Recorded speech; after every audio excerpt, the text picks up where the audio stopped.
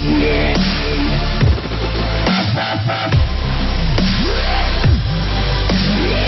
author and his wife dine with Anthony Bourdain in June 2014. CNN 0.0 production. My own small part of the Anthony Bourdain story is forever linked with Iran.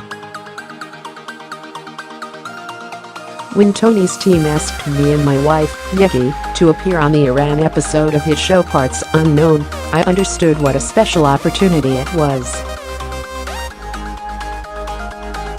As an avid traveler and eater, I had been watching his shows for years. Yegi and I arrived early to Darband, a mountaintop neighborhood with dozens of outdoor restaurants overlooking Tehran. We soon realized that the restaurant chosen by the production team's local assistants had been picked for the view, not the food, and we urged the manager to do his best, explaining that one of the most important figures in food television was about to eat there. The manager ignored our advice, and Tony ended up having what was, I'm certain, his worst meal in Iran. But it didn't bother him at all. As I soon realized, it wasn't just about the food, which became apparent in our 2-hour meeting. Our conversation was sweeping. We discussed history and politics, our travels, and our perceptions of Saudi Arabia and Iran. We were among the relatively small group of Americans who had visited both countries. We talked about the future that Yegi and her fellow Iranians aspired to achieve, and then he asked us about what we ate for breakfast. He had a unique ability to cut through ideology, long-established enmities, and political and religious differences. He and his team did what very few others could: make human connections that viewers could feel. It was all new and fresh to me, and a huge surprise when I got there, he told me later. He was full of praise for the friendliness and openness of Iranians. When the episode finally aired, he managed to capture something that most media had failed at before and since. He presented a rich portrait of Iran, one that encompassed the humanity of its people, the beauty of their country, and the pride they take in it, despite their oppressive leaders. He did it in primetime, on CNN. And he made it look easy. That resonated with audiences. To this day, the Iran episode of Parts Unknown is among the most frequently re-aired ones of the show. Remarkably, Iranians themselves often share those clips among themselves. Small wonder that many of the Iranians who are aware of him consider Tony a friend to their civilization.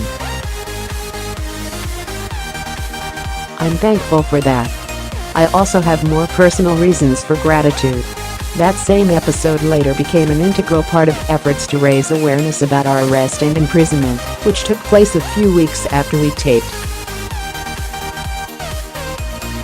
At the time, some people suggested that we were arrested because of our appearance on Parts Unknown. Tony often heard that in the year and a half that I spent in prison, I got a lot of heat because people naturally assume that because you were on the show, that's what got you arrested, he told me later. And that's something that we had to be delicate about responding to. Yegi and I knew what he did publicly to stand up for us when we couldn't defend ourselves. He never ceased drawing attention to our predicament. Our posture right away was we do not want to break any eggs here. I mean, we were proactively in touch with everybody, with your family, with the Washington Post, and somebody was talking to the State Department, he told me later. We knew very little, though, about what he did behind the scenes, and we're still learning about it now, years later. Not once did he seek credit for any of it. Over the past few days, as I've read the many remembrances of him from around the world, it's clear that long after he left a place, Tony remained invested in its story and the people he met there. That includes Iran, me, and my wife. I will tell you it, to this day, on almost a daily basis, someone comes up to me in the street and introduces them as Iranian and tells me how grateful they were to the show, Tony told me.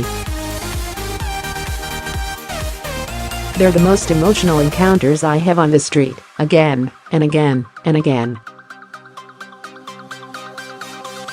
From the first day of our freedom until now, almost 2.5 years later, people still approach Yegi and me regularly to say that they knew of us because they saw us on his show, which we appreciate.